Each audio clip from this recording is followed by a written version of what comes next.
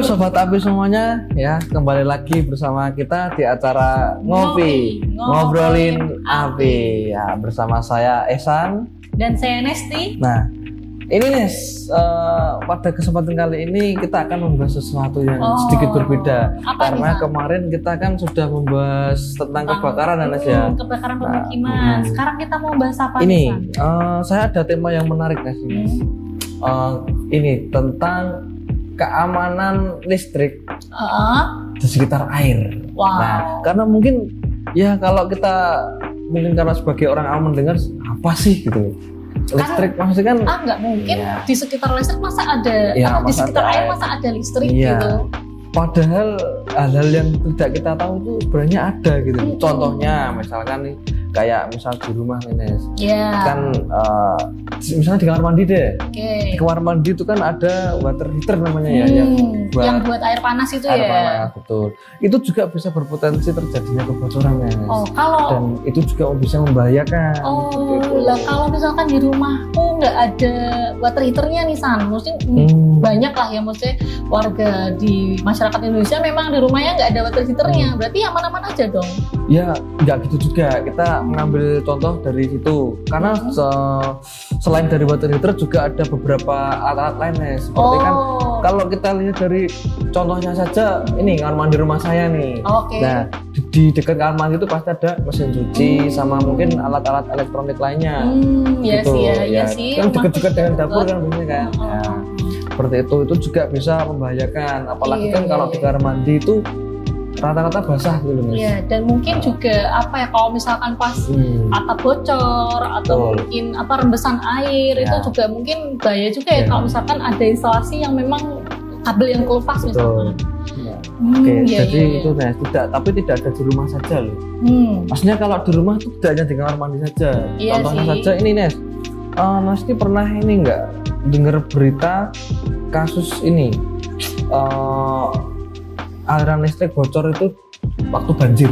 Nah, itu juga ada kan seperti itu. Ya, ini aku juga sempat dengar ceritanya nih Sam ya, kayaknya di Jakarta tuh beberapa waktu lalu ada warga yang ada korban di situ ketika ada banjir, tersengat listrik di situ. Mungkin Sobat Api yang sempat dengar cerita atau mungkin sempat dengar baca cerita lainnya mungkin pasti ada kejadian memang di keseharian kita yang cukup bahaya juga nih kalau misalkan terjadi. Jadi itu Sobat Api, kalau misalkan itu di lingkungan rumah sebenarnya masih ada tempat-tempat lain yang harus kita perhatikan juga dari keamanan listriknya. Itu ya seperti kayak contoh saja di kolam renang lah yang mungkin tidak lepas dari keseharian karena itu kan kolam renang untuk privasi, untuk olahraga kan. Kolam renang terus kayaknya air mancur itu ya, air mancur kan buat ngerakin airnya biar mancur-mancur itu ya. Terus di situ kan juga ada pompa airnya juga ya. Terus kolam renang, air mancur, terus mungkin kayak pelabuhan itu juga. Pelabuhan yang ini rata-rata kalau di luar negeri itu marina Nes, yang pelabuhan yang kecil gitu loh. Jadi kayak buat ngecas aki atau mungkin ada instalasi listrik di situ kayak misalkan ya di dermaga itu kan juga ada lampu atau mungkin kadang ada stop kontak juga di situ mungkin itu juga yang bisa beresiko juga kalau misalkan ada instalasi yang nggak beres di situ apalagi itu kan fasilitas umum ya. Betul sekali. Ini nih San, mungkin yang perlu kita ingetin lagi ke Sobat Api, mungkin Sobat Api udah tahu belum sih gimana caranya untuk menjaga keamanan listrik sekitar air? Gimana ada yang belum? Contoh ini Nes, coba kalau pasti Sobat Api itu banyak yang belum tahu. Apa nih? Tentang tips-tipsnya yang di rumah tadi nih.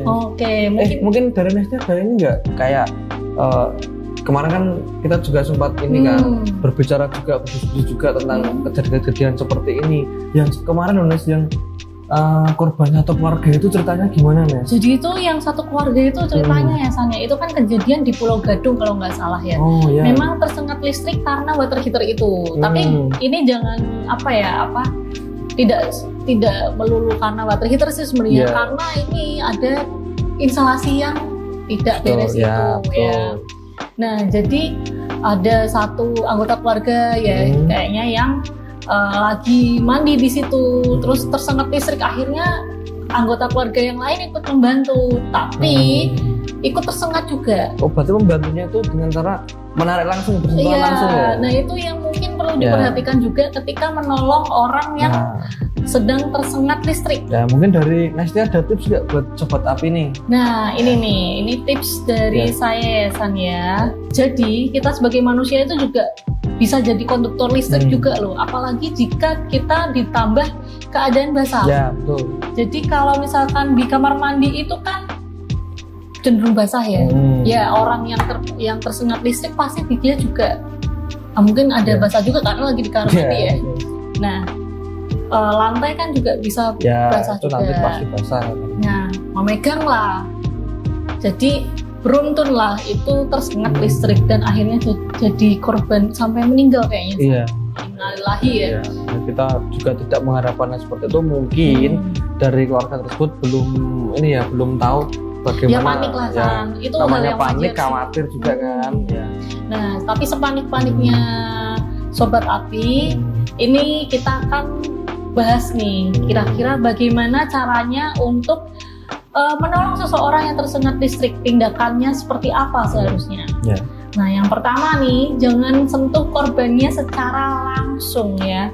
Jadi kalau mereka masih ada kontak dengan sengatan listrik, sebaiknya dibantu dengan menggunakan alat yang tidak menyalurkan listrik, seperti alat yang non konduktor. Iya, yang non konduktor seperti kayu, kain, terus plastik, terus kayak misalkan kaca, ya seperti itulah ya. Jadi menggunakan bahan yang tidak menghantarkan listrik. Jadi sobat api tidak tersalur sengatan listrik tersebut. Nah, terus nih langsung aja dimatikan sumber listriknya kalau bisa. Berarti ini dulu Nes ya, mending dimatikan dulu atau menolong dulu? Mending dimatikan ya, tergantung situasi lah ya San ya. Seperti itu kan kalau misalkan gimana ya, kalau misalkan saya sendirian nih, saya lihat ada orang yang tersengat listrik, mungkin tergantung, ya pasti panik sih ya San ya. Mungkin tergantung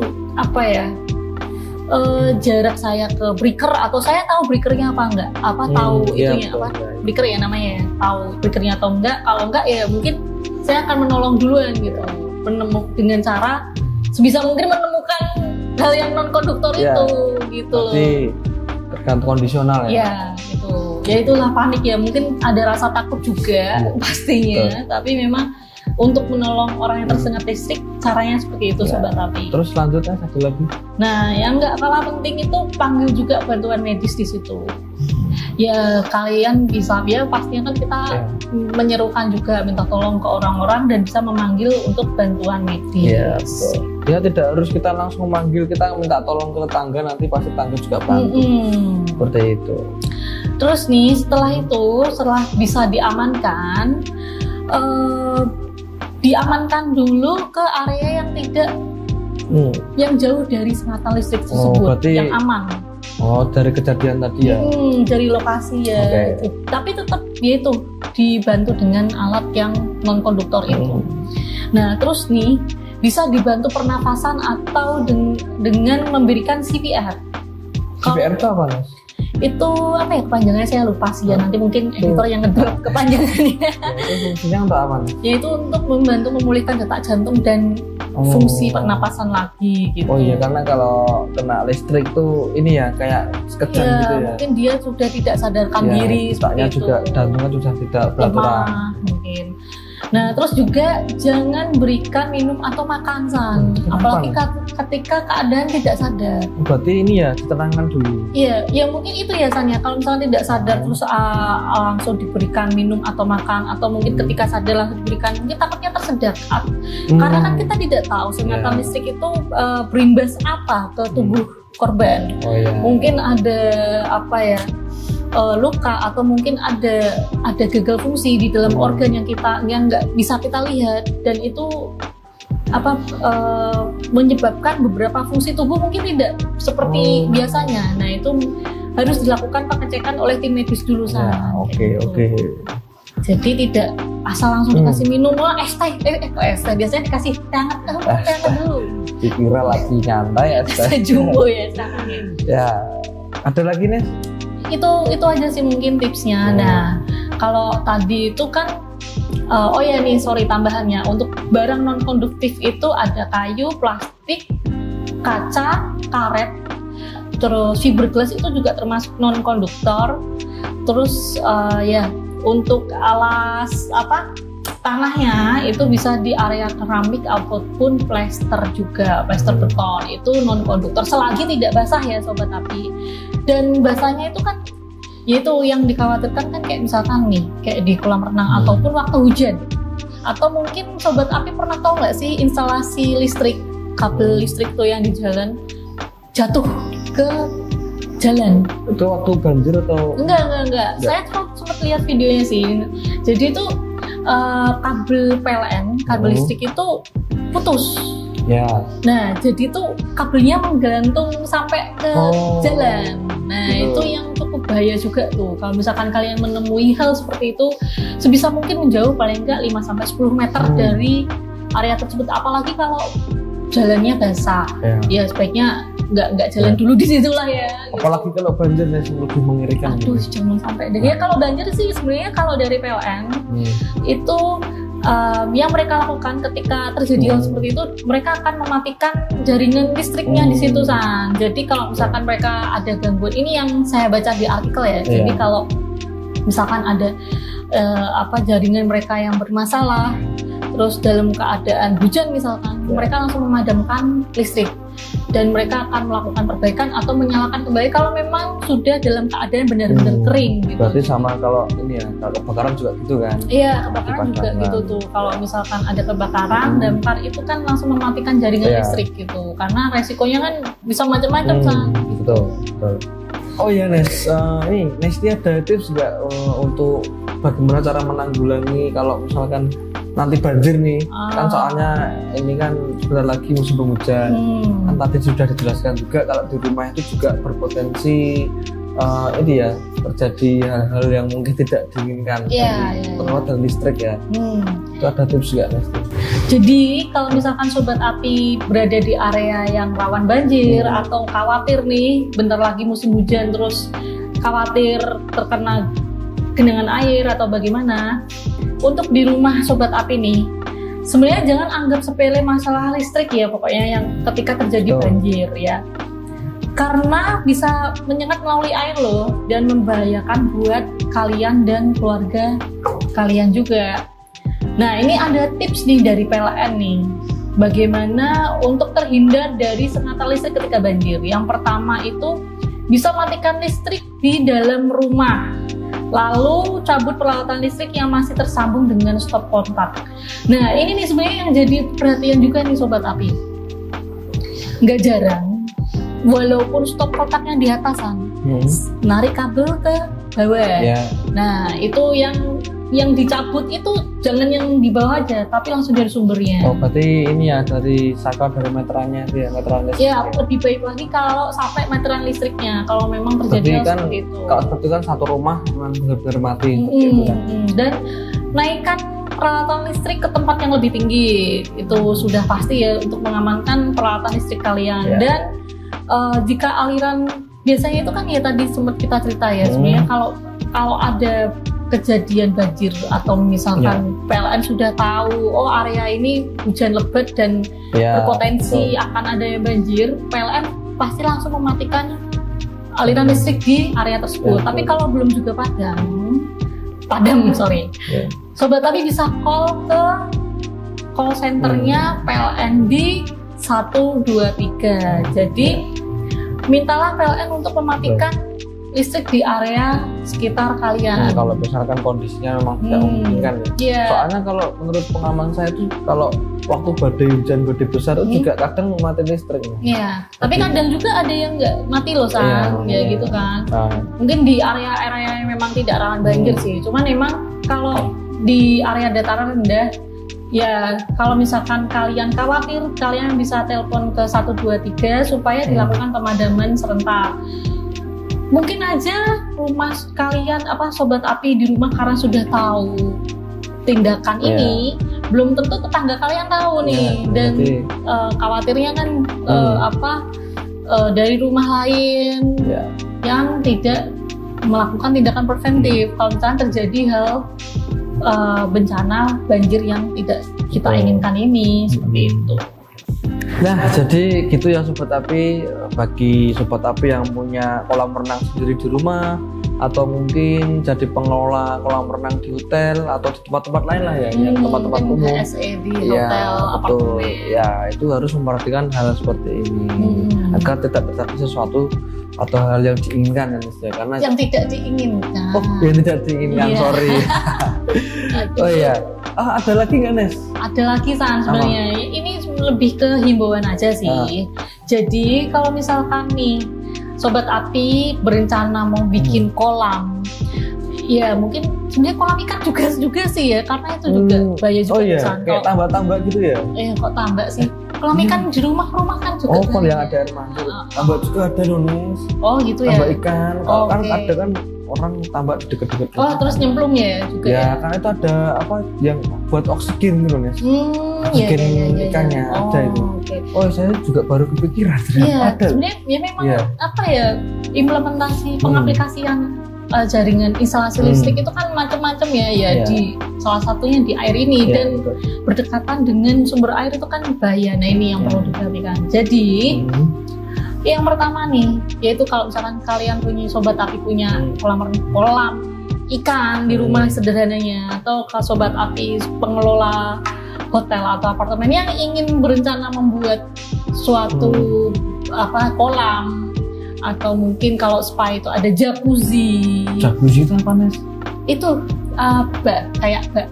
Oh, yang buat ini ya, apa tuh? Air hangat ya.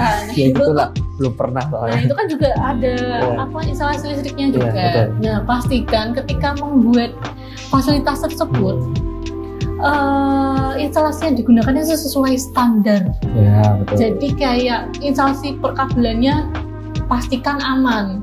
Jangan sampai nih, saya pernah menemui kayak misalkan instalasi yang harusnya dia pakai spesifikasi komponen atau kabel menggunakan yang 3 phase, tapi menggunakan kabel yang 1 atau 2 phase. Wah, berarti nggak kuat ya kabelnya ya? Iya, nggak cocok ya San ya, gitu ya.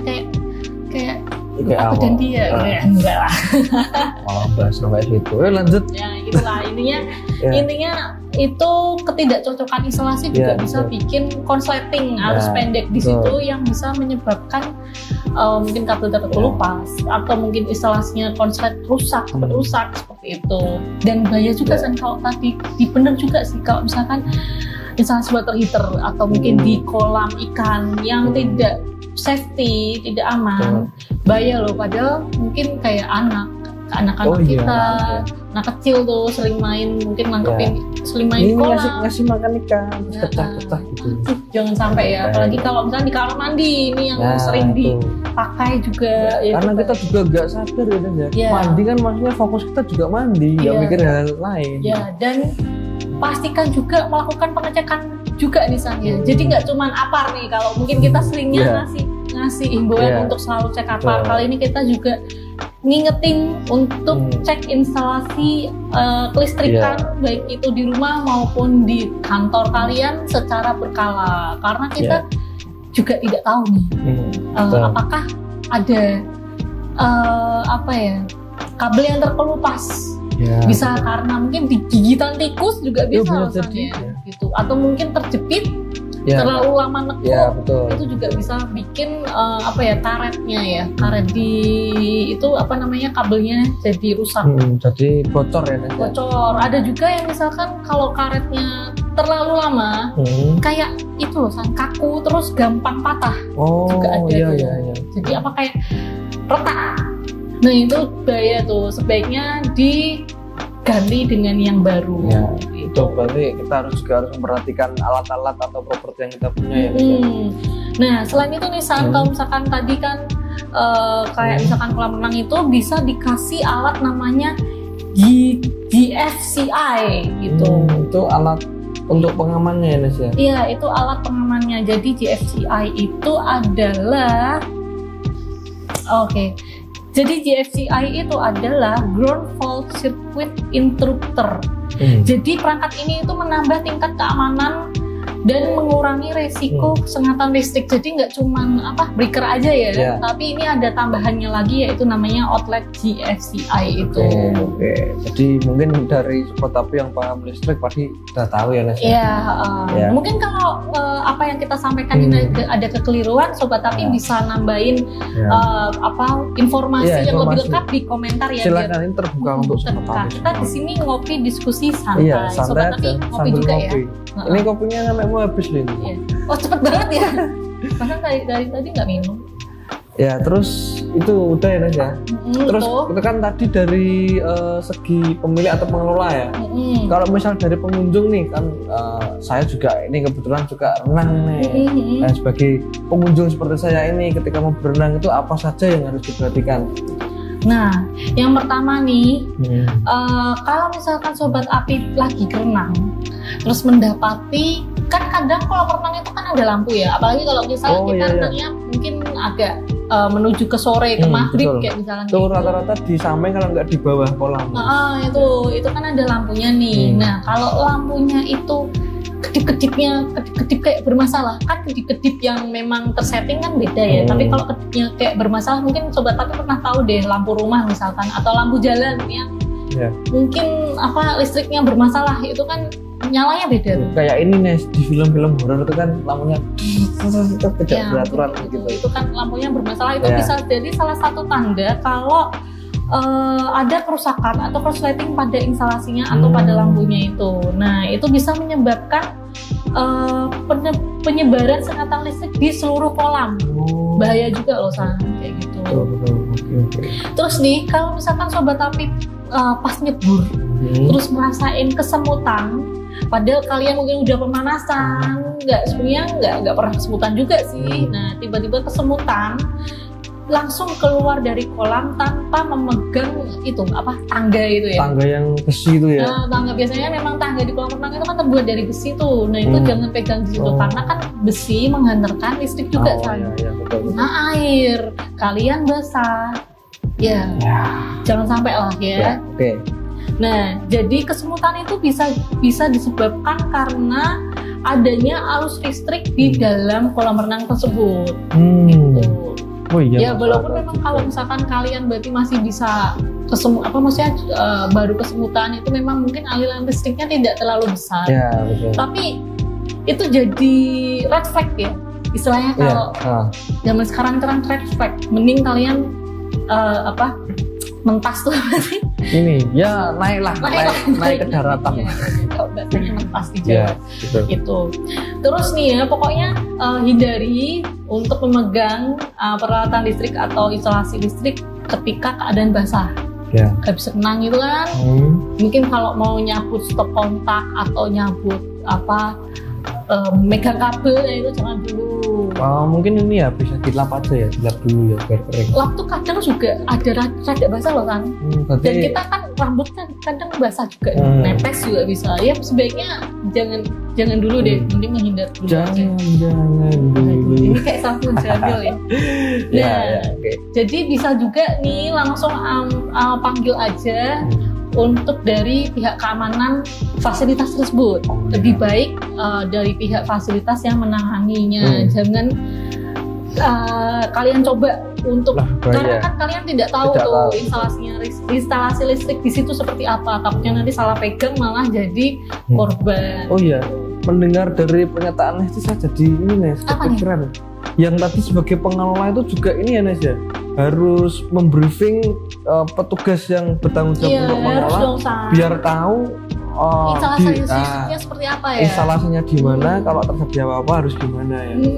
Itu sebenarnya udah harusnya emang sudah harus semestinya dilakukan dan didapatkan oleh petugas yang di situ ya, sama halnya kayak pelatihan APAR ya. Itu kan juga sebenarnya itu basic skill untuk melindungi diri dan fasilitas tersebut dari kebakaran. Nah, ini sama aja, melindungi diri dan pengunjung maupun karyawan yang ada di situ dari resiko tersengat listrik. Itu sudah pasti sih harusnya. Harusnya udah. Ya cuma ini aja sih, kepikiran aja. Ya siapa tahu. Training ya, berarti harus training dulu. penting harus tahu lah, minimal tuh tahu letaknya dulu, nanti baru cara penanggulangannya bisa mengikuti seperti itu. Ya, bisa dilanjut, Nes. Nah, terus ya San, yang nggak kalah penting nih, Sobat Api pernah nggak sih waktu hujan badai? Mungkin ada yang pernah. Ada tuh, Nes. Soalnya mungkin sensasi kalau saya nggak di kolam renang, Nes. Dulu saya di sungai. Oh. Ya. Apa nggak takut hanyut itu ya? Ya, itu kan waktu ini tuh, Nes. Sungainya itu sungai yang nggak mengalir. Kayak kotak gitu. Lumbangin. Enggak ada bumbung gede banget. Sungai yang sumber mata air. Jadi nggak sing mengalir. Ya, ini kan kalau case-nya ya sebenarnya sama aja sih, sungai maupun kolam renang. Apalagi kolam renang itu kan landai ya, San ya. Kosong ya tempatnya. Nah, ya sebaiknya jangan kalau pas ada hujan yang petir ya, pokoknya mending berlindung ke tempat yang teduh lah ya. Ya, nanti dulu lah. Ya, karena bisa juga tersengat listrik dari petir. Itu yang dikhawatirkan. Cuma lebih ekstrim ya. Full power. Serem. Full power serem. Itu. Nah, terus misalnya yang nggak kalah penting nih, kalau ini kita barusan bahas kolam renang ini, kalau yang di pelabuhan itu juga, pelabuhan itu bisa juga dari pengelola fasilitas dermaganya maupun dari pemilik kapalnya juga nih, San ya. Jadi kan kapal itu kan juga ada instalasi listriknya. Kayak misalkan kapal motor tuh ya, motor. Kita contoh kapal motor yang putih-putih tuh, Mas. Itu kapal cepat kayak gitulah ya. Ya, seperti itu, nanti bisa tunjukin gambarnya aja biar cepat Api paham. Kapalnya seperti ini. Jadi itu sebenarnya nih ya, kalau bagi pemilik kapal ataupun yang beraktivitas di sekitar dermaga, ya itu hampir sama sih dengan kolam renang juga. Yang pertama juga melakukan pengecekan rutin, terus pastikan instalasi di situ dalam keadaan yang baik dan sesuai dengan standarnya. Lalu ya pakai juga GFCI itu untuk tambah keamanan tambahan gitu. Karena kan ya itu di dermaga itu kan juga kadang, atau kapal itu kan kadang air juga lepas pasang kan, kita nggak tahu tuh. Nah, bisa juga menggunakan kabel khusus yang memang digunakan untuk di laut. Seperti itu. Karena kan laut juga cuacanya ketika panas-panas lebih ekstrim ya. Kalau pas dingin gitu kan. Terus juga dia itu kan lembab ya. Lembab ya pasti. Itu juga kalau di pantai, area pantai dekat laut itu juga area termasuk area korosif kan. Maksudnya juga berdampak juga dengan alat-alat yang ada. Kalau misalkan pakai ada elemen logamnya ya. Ya, di situ kan rata-rata ada panelnya gitu. Kayak buat sumber utama dari yang nanti disalurkan ke ini. Oke. Itu kan kalau rusak terus patah atau apa, nanti bisa terjadi hal-hal. Iya, mungkin jadi nggak bisa nyalain atau nggak bisa matiin instalasinya. Itu juga harus diperhatikan juga dan seperti itu. Oke. Nah, terus nih kalau sebagai pengunjung nih, kalau misalkan di situ ada tanda tidak boleh berenang, ya jangan berenang gitu loh. Pastinya. Kadang orang dablek. Iya, karena kan kita pastinya orang menaruh warning di situ ya, tanda di situ kan pasti dia punya maksud nih untuk menjaga keselamatan bersama. Jadi jangan ngeyel gitu ya istilahnya. Sama halnya kalau ini, Nes, kalau kayak di sungai atau di rawa, jangan berenang, ada buaya gitu. Ada buaya. Loh, kalau di laut itu ada buaya juga loh.